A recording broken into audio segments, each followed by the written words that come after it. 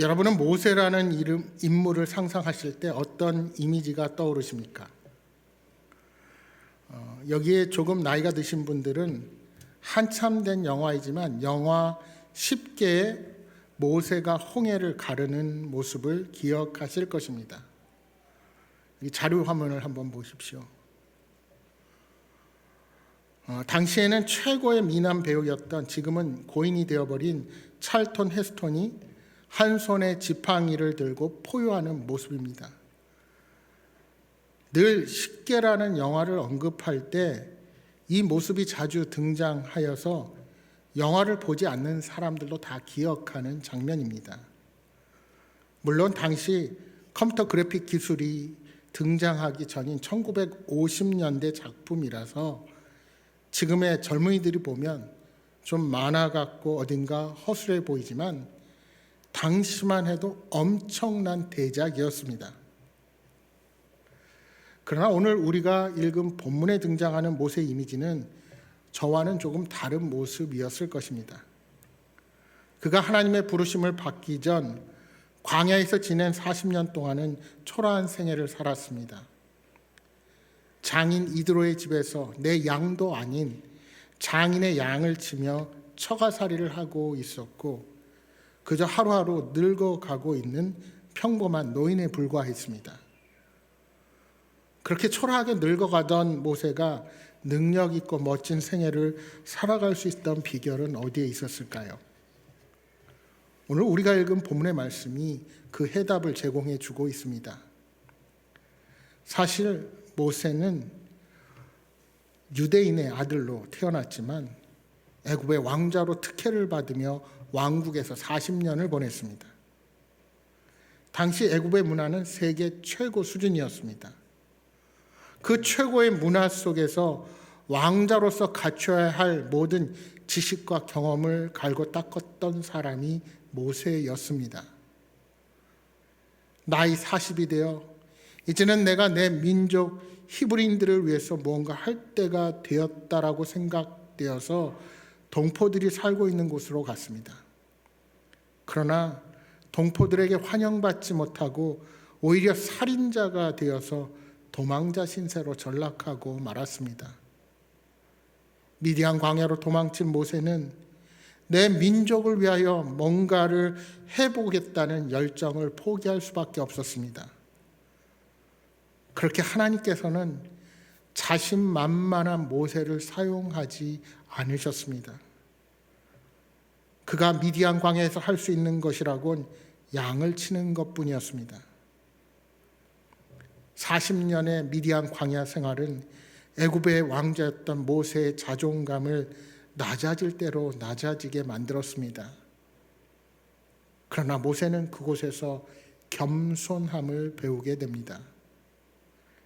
40년 동안 광야에서 나는 아무것도 아니다라는 것을 뼈저리게 느낍니다.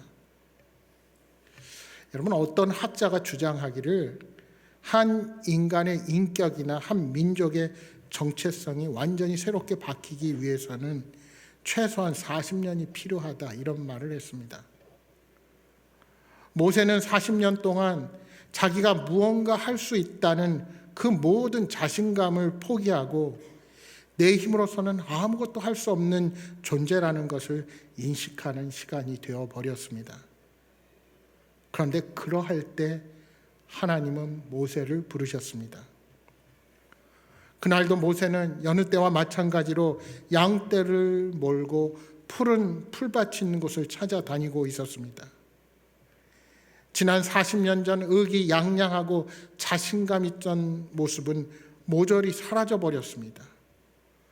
이제 초라한 노인으로 이것 아니면 먹고 살 것이 없다는 생각이 들 정도로 아무 곳에도 자신감이 없어졌습니다. 그런데 바로 그러한 때에 하나님은 모세를 부르신 것입니다. 떨기나무 불꽃 가운데서 모세를 부르신 하나님께서는 너는 이제 애굽으로 돌아가서 고통당하고 있는 내 백성을 바로의 손에서 구원해내라. 조상에게 약속한 젖과 꿀이 흐르는 땅으로 그들을 인도해 가라 하는 막중한 사명을 받게 됩니다. 그런데 여러분, 그러한 하나님의 부르심 앞에서 모세의 태도가 어떠합니까? 하나님, 나는 그 일을 할 수 없습니다 라는 절망적인 고백뿐이었습니다. 아마도 40년 전이었으면 제가 한번 해보겠습니다 라고 했을 텐데, 이제 초라하게 늙어버린 노인에 불과한 자신이 그 큰 일을 감당할 수 없는 존재라고 생각이 들었습니다. 여러분, 출애굽 3장 말씀해 보시면 하나님께서는 모세에게 내가 함께 해주겠다, 걱정하지 말고 가라고 여러 차례 말씀하십니다. 그런데도 모세는 막무가내입니다. 내게는 이스라엘 백성들을 인도해낼 능력도 없고 바로와 맞서 싸울 힘도 없다고 그는 고백하는 것입니다. 또한 내가 이스라엘 지도자로 나선다 할지라도 백성들이 과연 나를 따라줄 것인가 하는 것도 의문이었습니다. 모든 것이 불가능하다고 생각하는 모세는 하나님의 부르심을 거부할 수밖에 없었습니다. 여러분, 하나님께서 내가 너와 함께 해주겠다 말씀하실 때 아멘, 감사합니다 하면서 그 길을 따라 나서야 합니다. 그런데 우리는 하나님께서 함께 해주시겠다는 약속을 주시는데도 그 약속을 믿지 못하고 믿음 없는 모습을 보일 때가 너무나도 많이 있습니다. 하나님은 불가능하다고 생각하는 모세에게 눈에 보이는 분명한 증거를 보여주시기로 마음을 먹으십니다. 그래서 모세에게 내 손에 있는 것이 무엇이냐 하고 물어보십니다. 모세는 주저하지 않고 지팡이 뿐입니다 라고 대답합니다. 그것을 땅에 던지게 하시니 뱀이 됩니다. 놀라서 피하는 모세에게 다시 손을 내밀어 그 뱀의 꼬리를 잡으라 명령하십니다. 그러자 뱀은 그의 손에서 다시 지팡이가 되는 겁니다. 여러분, 모세는 미디아 광야에서 40년간 거하면서 뱀의 모습을 자주 접하게 되었을 것입니다. 어쩌면 광야에서 오래 머물면서 맨손으로 뱀을 잡는 일에 선수가 되었을지도 모릅니다. 근데 여러분, 뱀을 잡으려면 어떻게 합니까? 머리를 공략하고 머리 쪽을 잡아야 물리지 않습니다. 꼬리를 잡으면 뱀에게 물리게 되고 혹시 독이라도 있으면 즉사할지도 모릅니다. 그러니까 하나님께서 모세에게 꼬리를 잡으라고 하시는 것은 무조건 명령에 순종하라는 겁니다. 또한 그것만으로 충분하지 않다고 생각하셨는지 하나님은 다른 이적을 그에게 보여주십니다. 모세의 손을 나병에 들게 하셨다가 다시 깨끗하게 하는 표적을 보이십니다. 여러분, 손에 나병이 걸린 것도 당황스러운데 그 손을 다시 품에 넣으라 하십니다. 손을 다시 품에 넣으면 이 피부병이 온몸에 번질 수도 있는 상황입니다.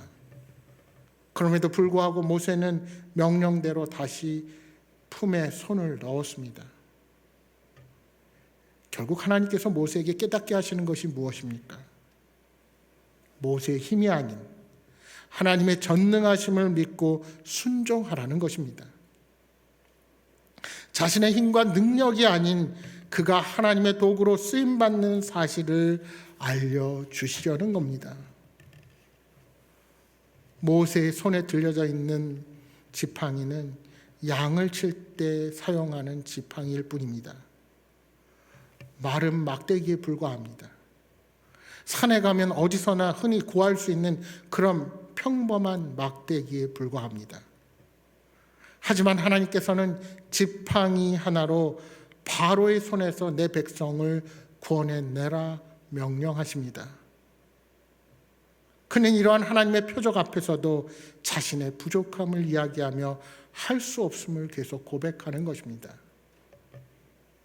여러분, 오늘 본문 10절의 말씀은 쉽게 말하면 이런 말입니다. 저는 본디 말재주가 없는 사람입니다.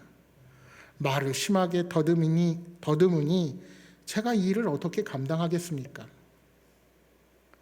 그때 하나님께서 모세를 꾸짖으시며 말씀합니다. 11절 12절을 다시 보십시오. 여호와께서 그에게 이르시되 누가 사람의 입을 지었느냐? 누가 말 못하는 자나 못 듣는 자나 눈 밝은 자나 맹인이 되게 하였느냐? 나 여호와가 아니냐. 이제 가라. 내가 내 입과 함께 있어서 할 말을 가르치리라. 무슨 말씀입니까? 하나님이 함께 하시며 무슨 말을 해야 할지 가르쳐 주시겠다는 겁니다. 그래도 모세는 주저합니다. 주여 보낼 만한 자를 보내소서. 이것은 아무리 생각해도 자신은 도저히 안 되겠다는 겁니다. 그때 하나님은 노하시며 모세에게 말씀하십니다. 말 잘하는 내 형 아론이 있지 아니하냐. 내가 내 입과 그의 입에 함께 있어서 너희들이 행할 일을 가르치리라 하고 약속하여 주십니다. 그런 다음 지팡이를 들고 가라고 하시며 모세의 등을 떠미십니다. 16절, 17절을 다시 보십시오. 그가 너를 대신하여 백성에게 말할 것이니 그는 내 입을 대신할 것이요 너는 그에게 하나님같이 되리라. 너는 이 지팡이를 손에 잡고 이것으로 이적을 행할지니라. 그렇습니다. 우리는 내 기준과 내 잣대로 하나님의 일을 할 수 없다고 결론을 내어서는 안 됩니다. 우리가 하나님의 일을 감당하기 위해서는 어떠한 특별한 능력이나 힘이 있어야 하는 것이 아닙니다.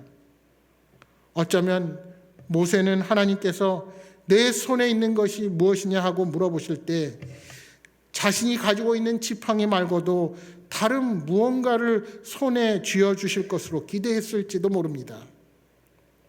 그런데도 하나님께서는 그 지팡이 하나면 충분하다고 말씀하십니다. 모세는 지금 막중한 사명을 감당하기 위해서 애굽 왕 바로 앞으로 나아가야 합니다. 따라서 바로의 권력과 맞서 싸우기 위해서는 뭔가 특별하고 신기한 힘을 가져야 한다고 생각했을 것입니다. 그런데도 하나님은 말라깽이 지팡이 하나 달랑 가지고 가라고 명령하십니다. 여러분은 오늘 본문에 나오는 모세의 모습을 보면서 어떤 마음이 드십니까? 사실 이 말씀은 하나님의 부르심을 회피하고 변명하며 핑계대는 오늘 우리들의 모습과 흡사하지 않습니까? 여러분, 하나님의 부르심은 모세와 같이 대단한 출애굽 역사를 앞두고 중요한 인물에게만 나타나는 것이 아닙니다. 하나님의 부르심은 진실하게 믿기를 원하는 사람이면 누구에게나 주어지는 것입니다. 하나님이 원하시는 뜻이 무엇이며 내가 어떻게 살아가야 할까 하는 질문이 내 스스로에게 주어질 때 우리는 그 부르심 앞에서 순종하지 못하고 핑계를 대며 주저합니다. 여러분, 인생의 중요한 순간에만 하나님의 부르심을 느끼는 것이 아니라 우리는 매일의 사소한 삶의 일상을 통해서도 하나님의 부르심을 느끼게 됩니다. 예를 들어 말씀을 묵상할 때 내게 상처를 준 사람을 용서하라 하는 그런 하나님의 부르심을 느낄 때 우리 마음속에서는 그래서는 안 될 여러 가지 이유들을 만들어냅니다. 아니야, 그 사람이 이번에는 좀 혼나봐야 해. 혹은 누군가는 악역을 맡아야 해 하는 생각이 용서하는 마음을 가로막습니다. 또한 누군가를 도와주라는 하나님의 말씀이 내게 다가올 때 우리 마음은 이기심과 인색함을 포장할 핑계와 변명을 찾습니다. 여러분, 우리가 모세처럼 광야에서 떨기나무를 보고 붙은 불을 통해 하나님을 만나게 되고 평범해 보이는 지팡이를 뱀으로 만드시는 하나님을 체험하는 것은 매우 귀한 일입니다. 하나님은 우리 각자에게 이 모양 저 모양으로 말씀을 통해 다가오시며 우리가 머물러 있는 삶의 자리를 박차고 변화된 삶으로 나아가기를 원하고 계십니다.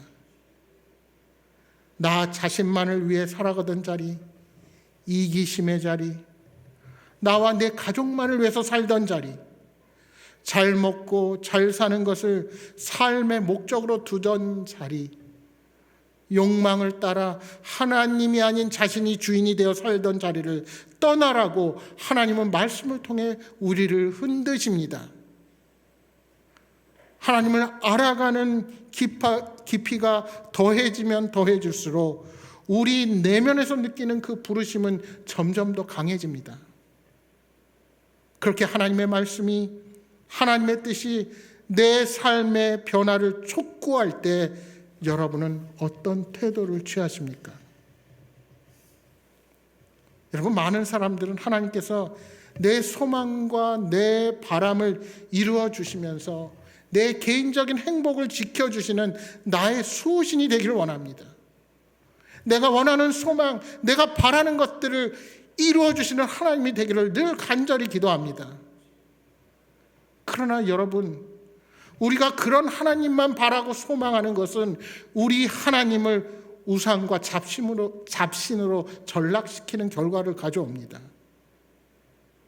여러분, 우리 하나님은 그렇게 째째하신 분이 아니십니다. 그분은 우리의 왕이시며 우리의 주인이십니다. 우리를 위해 하나님이 존재하시는 것이 아니라 하나님을 위해 오늘 우리가 부름받았고 우리가 존재하는 존귀한 자들입니다. 살아계신 하나님, 전능하신 하나님은 우리의 존재 이유며 우리의 목적이 되십니다. 그러므로 우리가 하나님을 인격적으로 만나게 되면 그분은 우리를 새로운 삶으로 변화시켜 가십니다. 때로 하나님께서 저와 여러분을 통하여 명령하시는 일들은 우리의 이기심이나 욕심과 자주 마찰을 일으키게 됩니다. 더 나아가서 내가 생각했던 개인적인 행복보다는 양보와 희생, 더 나아가서 고난을 요구하실 때가 있기 마련입니다. 그래서 우리는 자주 이런저런 핑계를 대고 변명하면서 하나님의 부르심을 외면하려고 하는 것입니다. 어떤 성경 공부 모임 가운데 하나님의 뜻을 분별하는 법에 대해서 이야기를 나누다가 어떤 한 집사님이 이런 말을 했습니다. 하나님의 뜻을 분별하지 못해서 문제인가요? 저는 성경 말씀을 보면 하나님의 뜻이 너무나도 분명한데도 그 뜻에 순종하지 못해서가 문제입니다. 순간순간 하나님께서 저에게 기대하시고 요구하시는 것이 너무나도 분명해요. 그런데 저의 이기심이 저로 하여금 그 뜻에 순종하지 못하게 만들어요. 자꾸 핑계거리와 변명만 찾아내는 내 자신이 매우 괴롭습니다.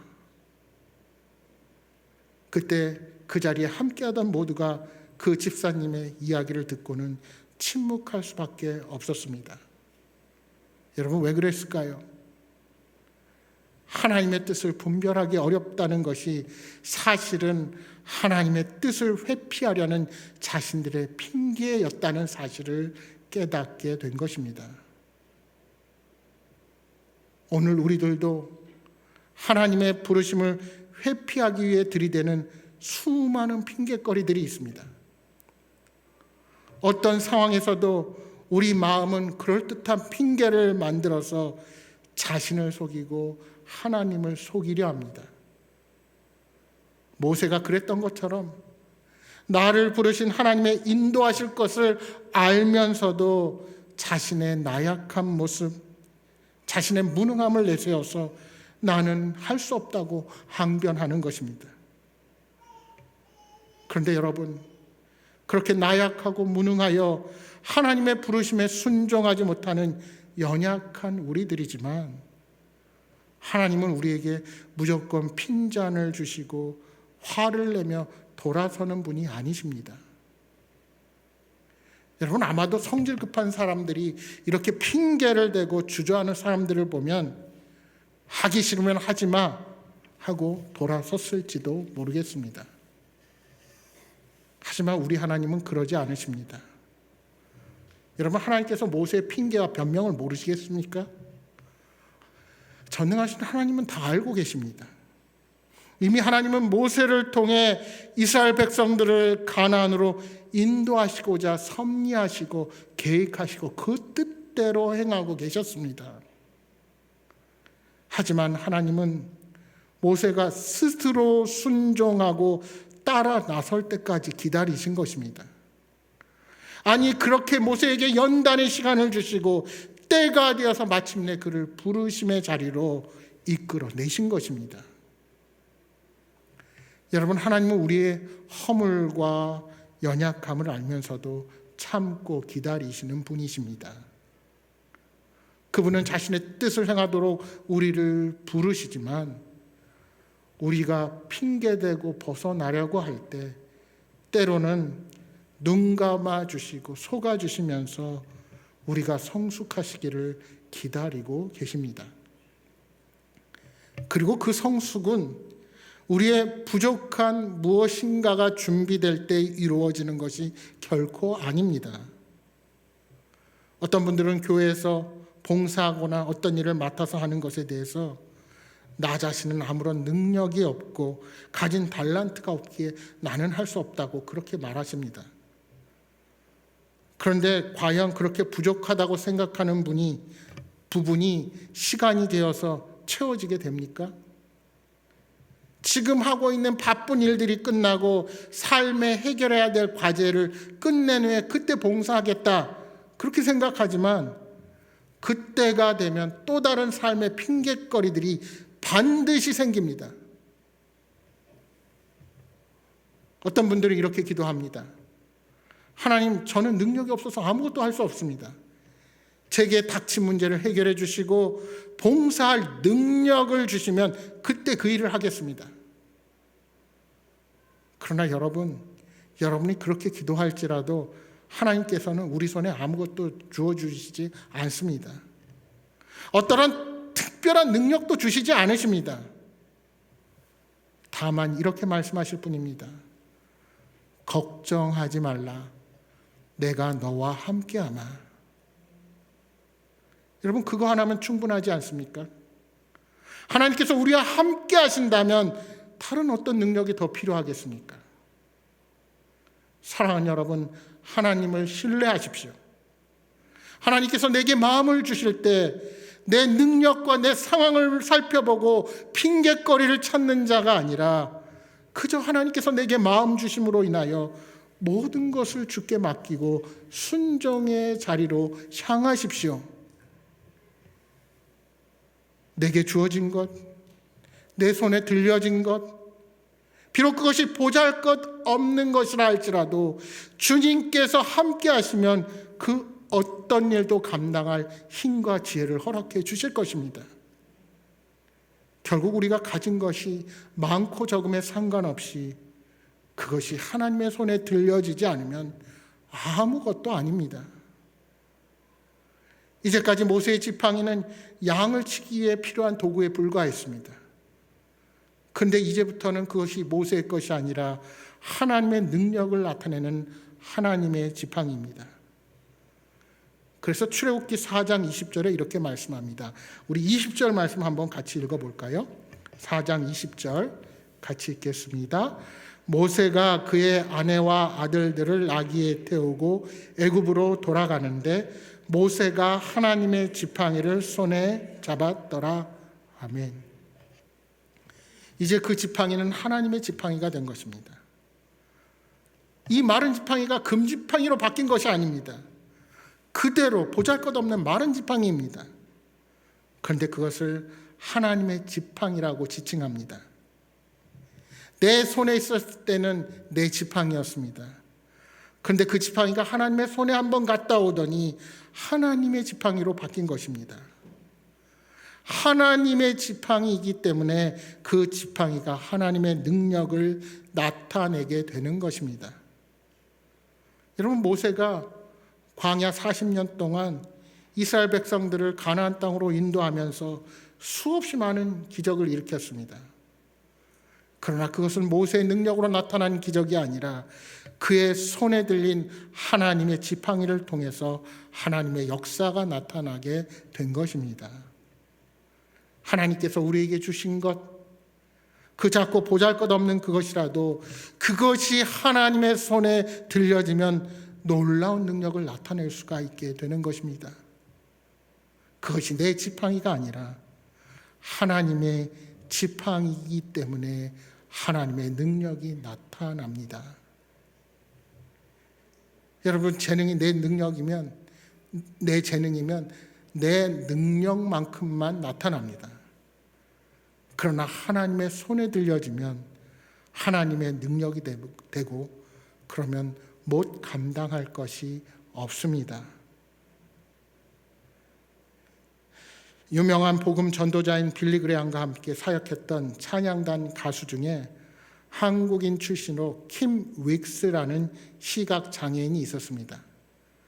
그는 한국 전쟁 때 실명하여서 고아원을 전전하다가 미국 군대의 중사의 도움으로 미국으로 건너가게 되었습니다. 그리고 성악을 전공하다가 하나님을 만나게 됩니다. 그리고 그 은혜가 너무나도 커서 빌리 그레함 전도단에 합류하여 찬양을 하게 되었습니다. 그런 그가 이런 간증을 했습니다. 사람들은 나에게 100m 전방에 뭐가 있다고 설명해 주지 않습니다. 단지 앞에 물이 있으니 건너뛰라고 하고 층계가 있으니 발을 올려놓으라고 합니다. 나는 나를 인도해 주는 사람을 믿고 한 걸음씩 옮기기만 하면 결국엔 내가 원하는 목적지에 도달하게 됩니다. 하나님께서 우리를 인도하실 때도 같은 방법을 쓰십니다. 우리는 10년 후도 20년 후도 알지 못합니다. 그러나 오늘 우리가 무엇을 해야 할지 믿음으로 한 걸음씩 순종할 때 그분이 예정하신 위대한 목적지에 도착하는 은혜를 누리게 될 것입니다. 매 순간 하나님의 인도 앞에 순종할 때 하나님께서는 우리가 알지 못하는 위대한 목표를 향해 우리 인생을 인도해 주실 것입니다. 사랑하는 여러분, 우리가 준비된 후에야 하나님의 뜻에 순종할 수 있는 것이 아닙니다. 하나님은 우리에게 연약함이 있다는 것을 다 아십니다. 그렇기에 그분의 기준에 맞추라고 윽박지르거나 멱살을 잡아 우리를 이끌지도 않으십니다. 중요한 것은 하나님을 향한 우리의 신뢰입니다. 모세의 마른 막대기가 하나님의 권능의 지팡이로 역사하게 된 것처럼 오늘 우리가 작은 것을 하나님 앞에 내어드릴 때 하나님은 그것을 통하여 오늘 저와 여러분을 날마다 변화시켜 가실 것입니다. 능력이 없어서 나는 할 수 없다가 아니라 나와 함께 하시는 주님이 계시다 하는 자부심으로 순종의 발걸음을 옮기시기 바랍니다. 그 믿음으로 날마다 선하신 하나님과 동행하는 복된 삶을 살아가시기를 주님의 이름으로 축복합니다.